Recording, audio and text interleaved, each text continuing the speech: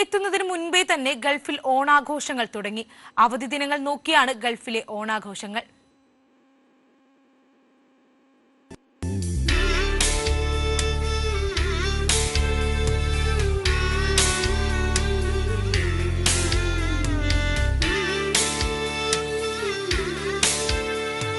ഓണമായാലും പെരുന്നാളായാലും Christmas ആയാലും ഗൾഫിലെ ആഘോഷങ്ങൾ മാസങ്ങളോളം നീണ്ടു നിൽക്കും. നേരത്തെ തന്നെ ആഘോഷ പരിപാടികൾ തുടങ്ങുകയും ചെയ്യും. ദുബായിൽ ഓണാഘോഷങ്ങൾ ഇപ്പോഴേ ആരംഭിച്ചു. മാവേലിയും ഓണപ്പൂക്കളവും ഓണസദ്യയുമൊക്കെ ഒരുക്കിക്കൊണ്ട് ദുബായ് അൽനൂർ പോളിക്ലിനിക്കിന്റെ നേതൃത്വത്തിൽ ദുബായ് മാർക്കോ പോളോ ഹോട്ടലിൽ ഓണാഘോഷങ്ങൾ സംഘടിപ്പിച്ചു. പോളിക്ലിനിക്കിലെ ജീവനക്കാർ ആഘോഷ പരിപാടികളിൽ സജീവമായി പങ്കെടുത്തു. ലോകത്തെവിടെയായാലും മലയാളിക്ക് ഓണം ആഘോഷിക്കാതിരിക്കാൻ കഴിയില്ലെന്ന് അൽനൂർ പോളിക്ലിനിക് CEO അരുൺകുമാർ. ചിങ്ങം തുടങ്ങിയ ഓണം തുടങ്ങി എന്നുള്ളതാണ്.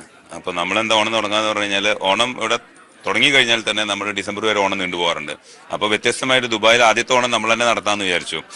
നമ്മളിപ്പോൾ വയനാട് ദുരന്തത്തിന്റെ ഭാഗമൊക്കെ ആയിട്ട് നമ്മുടെ സ്റ്റാഫുകളും എല്ലാവരും കൂടിയിട്ട് ഒരുപാട് കോൺട്രിബ്യൂഷൻ കളക്ട് ചെയ്ത് അതിൻ്റെയൊക്കെ ഭാഗമായിട്ട് നടക്കുമ്പോൾ നമ്മളൊരു ഓണം ഒരു സെലിബ്രേഷൻ കൂടി അതിന്റെ ഭാഗമായിട്ട് എടുത്തിട്ടാണ് നമ്മളൊരു വലിയ സംഖ്യ കോൺട്രിബ്യൂട്ട് ചെയ്തിട്ടുണ്ട് ഓണം ഇതിന് വേണ്ടിയിട്ട്.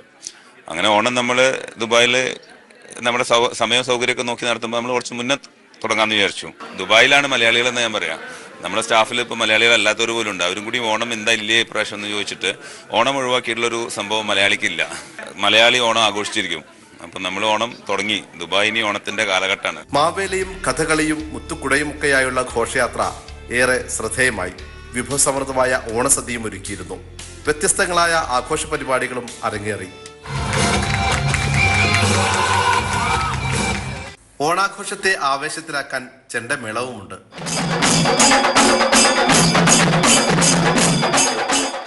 Al Noor polyclinic operations director Lincy Mons, medical director doctor Alex John, doctor Kishore Kumar, doctor Chithra, doctor Suresh, doctor Anand, Jasmi Joshi എന്നിവർ നേതൃത്വം നൽകി.